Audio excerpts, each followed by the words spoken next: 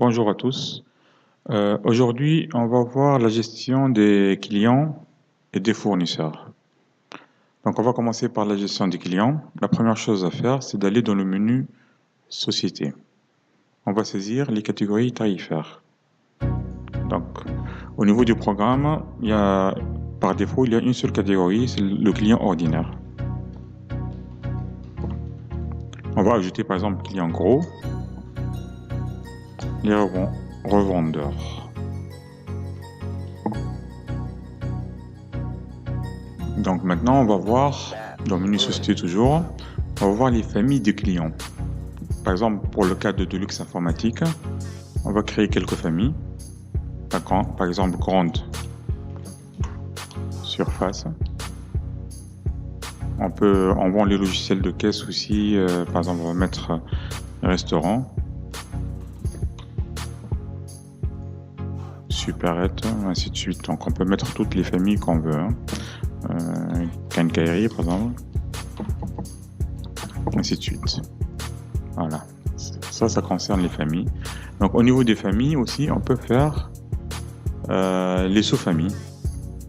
Donc ici, on peut encore ajouter des sous-familles pour les familles. Bon, les familles et les sous-familles, ça sert surtout pour les statistiques de vente. Donc on peut avoir le chiffre d'affaires global ou chiffre d'affaires groupé par famille et sous-famille. La même chose pour les familles aussi de fournisseurs. Donc si vous voulez créer des familles pour les fournisseurs, par exemple, on va dire matériel informatique.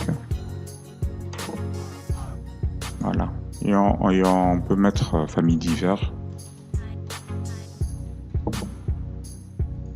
Voilà, ainsi de suite. Le reste des menus, bon j'ai passé vite fait. Donc on a les titres des sociétés. Donc ça c'est pour pouvoir envoyer des lettres après. Si c'est un docteur, on va mettre des R. Madame, mademoiselle, madame, monsieur, professeur, ainsi de suite. On peut ajouter, modifier. Donc ça sert après à saisir le titre dans chaque fiche client. Au niveau de... Qu'est-ce qu'il nous reste encore? On a les groupes de sociétés. On peut grouper, à part les familles, on peut grouper les sociétés par groupe. Donc on peut créer un groupe. Après on a les codes postaux, les quartiers. Donc on peut saisir tout ça au début. Comme ça, après, on a juste à choisir ce qu'on a saisi ici. C'est plus facile. Voilà. Donc maintenant, on va attaquer la création des clients et fournisseurs. Mais avant ça, on doit aller sur Configuration. On doit aller sur Société. Et ici, choisir la taille du code client. Donc par défaut, il est 10. Donc si vous n'avez pas un nombre important de clients, vous pouvez mettre 6. Le minimum, c'est 4, mais c'est déconseillé. Donc si vous n'avez pas un nombre important de clients, vous pouvez mettre 6. Donc ça va être 411 001 jusqu'à 411 9999. Donc 7, ça vous permet de mettre 1000 codes. Donc de 0001 jusqu'à 411 9999. Voilà. La même chose pour les fournisseurs. Hein. Par défaut, c'est 7. Vous pouvez mettre 8 si vous avez un nombre très important. Voilà. Donc, vous mettez... Bon, par défaut, c'est 7. Voilà. Et on va faire OK. Maintenant, on va créer les clients. On va aller sur Client, donc, bouton Client. On va faire Ajouter. On va mettre le nom d'un client. Par exemple, on va appeler ça Client 1. Numéro 1. Donc là, vous allez mettre le bon nom, bien sûr. Ici, on a la catégorie tarifaire. Donc tout à l'heure, on a créé gros, revendeur et ordinaire. Donc on va laisser sur ordinaire. Il faut saisir l'adresse.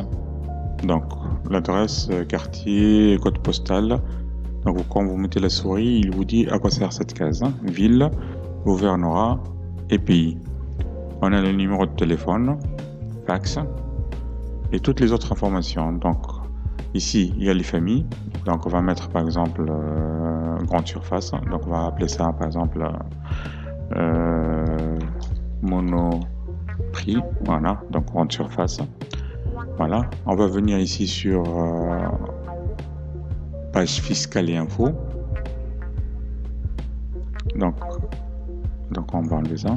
Donc ici on va mettre le numéro du matricule fiscal, par exemple 1, 2, 3, 4, 5, 6, 7. D'accord. Et là on va mettre donc M, code A, M 000. Voilà, le registre de commerce.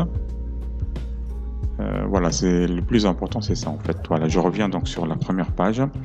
Donc ici, il y a la facturation, l'adresse de facturation. C'est ça qui va sortir sur les pièces de vente, à savoir les devis, les bons de commande, les bons de livraison, les bons de retour, les factures. Donc tout ce que vous mettez ici, ça va sortir sur les pièces de vente. La même chose pour les numéros de téléphone et fax. Donc il faut bien remplir ces informations-là. Et les informations obligatoires sur la facturation, c'est l'identifiant fiscal. Donc ça, c'est très important. Donc si le client, c'est une personne physique, donc vous mettez carte d'identité nationale. Là, vous remplissez juste le numéro de carte d'identité. Et si c'est un matricule fiscal, donc vous allez remplir toutes les informations qui sont là. Donc vous avez le registre de commerce. C'est ça le plus important. Bon, après, au niveau de cette case-là, on doit dire si le client il est exonéré de la TVA. Si c'est un client qui admet les ventes en suspension de taxes, et s'il admet un timbre fiscal, et s'il admet une avance au titre d'impôt sur le revenu. Donc vous cochez ça par rapport à ce client-là, bien sûr. D'accord? Voilà. Donc je vais faire OK pour enregistrer. Le programme va me proposer un code client. Et on va faire OK. Maintenant, on va créer un deuxième client. Donc, on va cliquer toujours sur le bouton Ajouter. Par exemple, on va prendre Quincaillerie El Baraka, par exemple. Donc, ici, on va remplir tout. Par exemple, on va mettre ici donc ordinaire, vendeur. Bon, on va laisser ordinaire. On remplit tout. On met la famille, Quincaillerie. Et on n'oublie surtout pas de mettre le matricule fiscal et on fait OK. Donc vous remarquez ici que le client, que le programme va proposer le deuxième code. Le premier code, ça se termine par 1 et là ça se termine par 2, donc on fait OK. Donc voilà, il a créé Quincaillerie El Baraka. Donc ici vous voyez dans la liste des clients, il y a ici sur la colonne code F1, il y a F2. D'accord. Il y a la possibilité de faire F2, par exemple, pour chercher, et on écrit Baraka, B-R-A, n'importe quel mot qui est à l'intérieur du nom client, il va filtrer. Imagine que vous avez 1000 clients et vous faites F2, B-R-A, et là il vous sort tous les clients où il y a B-A-R-A. Voilà. Donc pour enlever le filtre, on clique sur ce bouton-là. Là, il va remettre la liste des clients. La même chose quand on fait un double clic sur code. Donc si on fait 411 002, il va filtrer. Et on enlève le filtre en cliquant sur F7. Voilà. Bon. Le double clic que vous voyez ici, donc ça c'est valable pour toutes les colonnes. Hein. Si on fait un double clic sur ville, on peut filtrer par ville. Un double clic sur GSM, ainsi de suite. Donc il y a toutes ces colonnes-là. On peut faire un double clic pour pouvoir chercher. Voilà, bon, j'espère que c'est clair. Donc, il y a toutes ces colonnes-là. D'accord. Si on veut chercher par famille, par exemple, on peut faire un double clic sur famille, pardon. Donc, je reviens ici à droite. Donc, sur famille, je dis j'ai besoin seulement de la quincaillerie. Il va me donner que les quincailleries. Voilà. Je refais F7 et je retourne. Et bon, il y a autre chose aussi. Il y a la possibilité. Donc, j'enlève le filtre. Voilà. Donc on a dit ici pour chercher par F2, on peut toucher la touche F2 ou bien on fait un double clic sur ça. Donc la même chose quand on filtre, on va dire Monoprix par exemple, MON, on peut écrire une partie du nom, d'accord, ou bien on clique sur ce bouton là, ou bien on touche la touche F7, on clique sur la touche F7 et ça fait la même chose. Donc on revient sur la barre d'outils ici, donc on a ça, c'est la touche ajouter, modifier. Donc pour modifier un client, on peut faire soit double clic, on choisit un client, dans celui-là on fait double clic, annuler, donc ou bien on fait la touche modifier, Ou bien on fait tout simplement la touche entrée du clavier et là il nous ouvre le client. D'accord, on va créer un client test. On fait OK. Donc là, pour supprimer un client, on a la possibilité de faire pour faire la touche supprimer ici. Êtes-vous sûr de la supprimer le client? Ou bien on fait le bouton supprimer du clavier. Voilà. Ou bien on a la possibilité aussi de faire bouton droit et supprimer le client. Même modifier, hein. Donc il y a modifier et supprimer le client. Voilà. Donc ça c'est imprimer la liste des clients. Voilà. Donc on a 4 rapports d'impression. Voilà. Ici c'est pour voir les articles qui sont mouvementés par un client donné. Donc on choisit un client, et on clique sur article, et là il nous donne tous les articles qui ont été mouvementés par période et par filtre. Donc on met la période, ça peut être sur 5 ans. On peut mettre la référence du haut, la famille article, on va y revenir sur les familles articles. Et on peut faire ici un filtre. Quelles pièces de vente qui sont mouvementées? Par exemple, si je veux voir les articles mouvementés seulement dans les factures, je coche ici. Si je veux utiliser les BL ici, ainsi de suite. Voilà.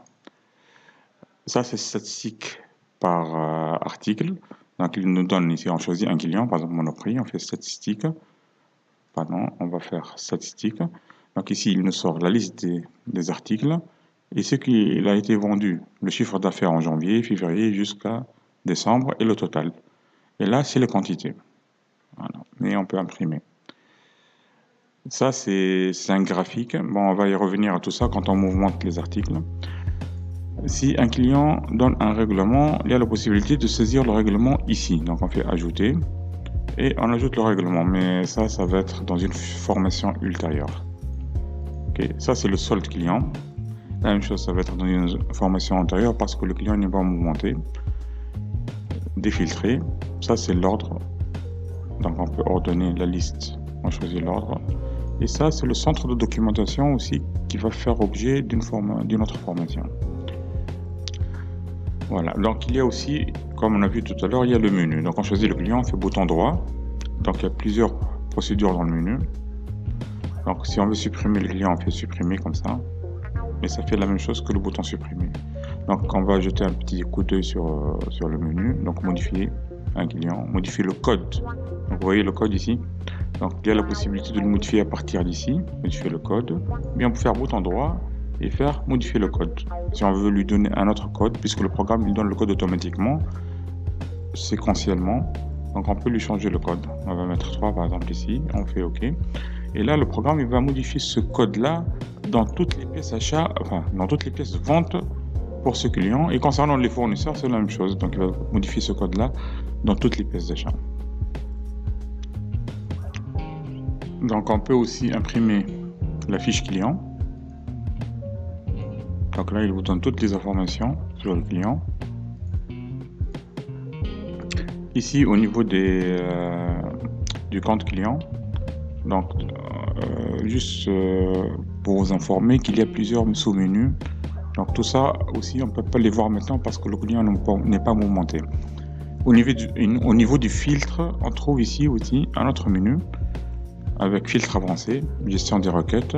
Ça, c'est d'autres filtres qui sont plus élaborés que les doubles clics qu'on a fait tout à l'heure avec F2 et F1. Voilà, bon, normalement, c'est tout ce qu'il y a à voir sur la formation de base sur les clients. On va aller au fournisseur et on va trouver exactement la même chose. Donc, on va ajouter un fournisseur. Donc, on va pas mettre des noms sur le fournisseur, on va mettre fournisseur numéro 1. Fournisseur numéro 1. N'oubliez pas de remplir les informations et surtout la famille. Donc, on va dire matériel informatique par exemple. Et le matricule fiscal, ça c'est très important et on va faire OK. Donc, le programme de la même manière, il va donner un code interne, un code automatique. Donc, si on fait un fournisseur numéro 2,